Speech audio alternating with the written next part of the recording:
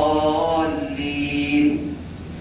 وأنذر به الذين يخافون أن يحشروا إلى ربهم ليس لهم من دونه ولي ولا شفيع لعلهم يتقون. ولا تطرد الذين يدعون ربهم بالغداة والعشي يريدون وجهه ما عليك من حسابهم من شيء وما من حسابك عليهم من شيء فتطردهم وتكون من الظالمين. وكذلك فتنا بعضهم ببعض ليقولوا هؤلاء من الله عليهم من بيننا أليس الله بأعلم بالشاكرين. فإذا جاءك الذين يؤمنون بآياتنا فقل سلام عليكم كتب ربكم على نفسه الرحمة أنه من عمل منكم سوءا بجهالة ثم تاب من بعده وأصلح فأنه غفور رحيم.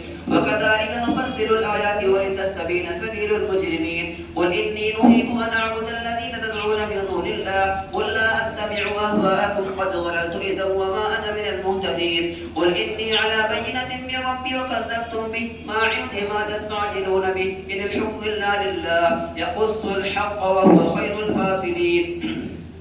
قل لو أن عندي ما تستعجلون به لقضي الأمر بيني وبينكم والله أعلم بالظالمين. وعنده مفاتح الغيب لا يعلمها إلا هو ويعلم ما في البر والبحر وما تسقط من ورقة إلا يعلمها ولا حبة في ظلمات الأرض ولا رطب ولا يابس إلا في كتاب مبين. وهو الذي يتوفاكم بالليل ويعلم ما جرحتم بالنهار ثم يبعثكم فيه ليقضى أجل مسمى ثم إليه مرجعكم ثم ينبئكم بما كنتم تعملون.